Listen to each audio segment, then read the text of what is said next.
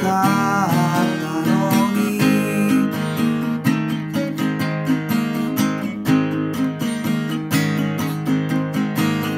神様に賄賂を送り天国へのパスポートをねだるなんて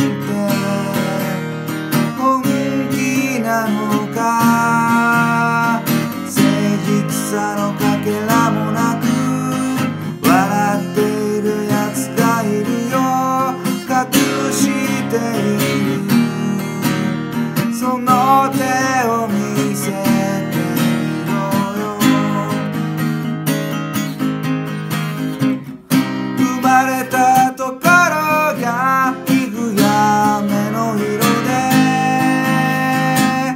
一体粉枠の何がわかるというのだろう。